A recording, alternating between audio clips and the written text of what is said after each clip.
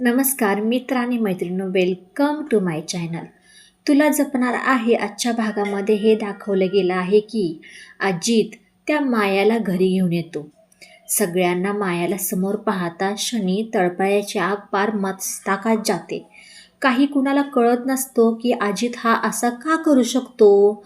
अंबिकाला मायाने मारलेलं असतं, तरीही अजित तिच्याबरोबरच लग्न करून आला. अथर्व म्हणतो, अरे अजित, तुला काही वाटतं का नाही, ही बाई एक खुनी आहे, खुनी. तो पण अजित म्हणतो, हो, तिच्यावरती गुन्हा काही दाखल झाला नाही, तुम्ही तिला डायरेक्टली असं खुनी म्हणून बोलवू शकत नाही. असं म्हणल्यानंतर ना अथर्व म्हणतो, अरे पण हिला तू घरात घेऊन आला तर तिला मारल्याशिवाय मी काय राहणार नाही. दादासाहेब म्हणतात, तू आत्ताच्या आत्ता हिला सोड, घरात घेऊन यायचं नाही. नर्मदा दादासाहेबांना म्हणते, मी तुमची बहीण आहे ना, पण एका शब्दाने तुम्ही मला परक केलं दादा हो. असं काही म्हणता क्षणी नर्मदा लागते रडायला.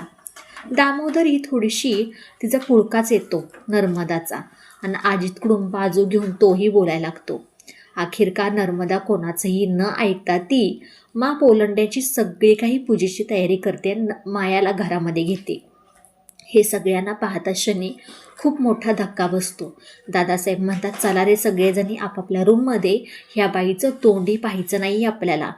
अथर्व म्हणतो, जेनी माझ्या बायकोला मारलं ना, तिला अजिबात मी काही सोडणार नाही आणि कधीही तिला घरात कोणत्याही गोष्टीचा आदर भेटणार नाही. तोपर्यंत ते अजित, नर्मदा, दामोदर या तिघांचा प्लॅन काही वेगळाच असतो.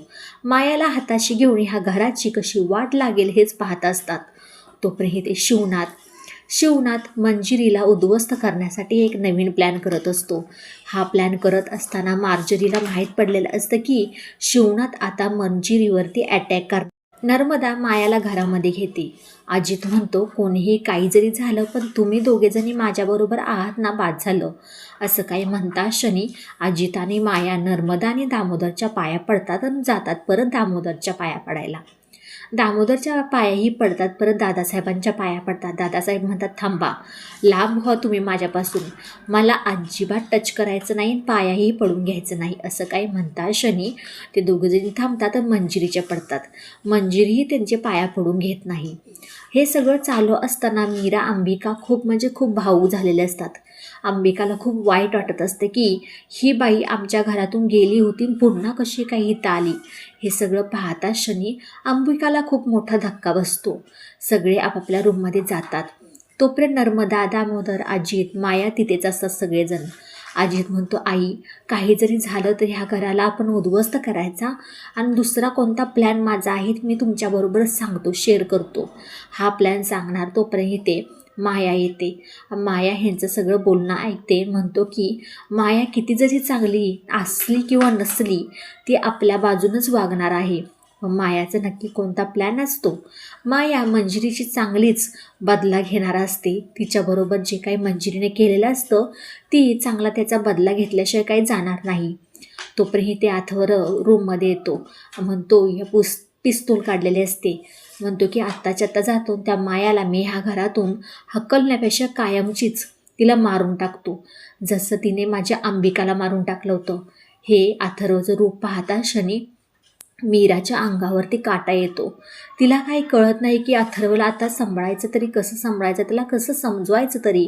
असं काही खूप विचित्र झालेलं असतं हे सगळं पाहता क्षणी तोपर्यंत ते अथर्व कसा बसा मीराकडून सांभाळतो तो ऐकतो. थोडाफार शांत होते एवढ्या वेळासाठी. त्याला राग तर भरपूर आलेला असतो. इथे माया मीराला परत एकदा चेतावणी द्यायला आलेली असते. तुला काय करायचं ते कर मीरा, पण मी माझा जो काही प्लॅन आहे ना, मी ह्या घराला उद्ध्वस्त करण्याचा, तो केल्याशिवाय मी ह्या घरातून जाणार नाही.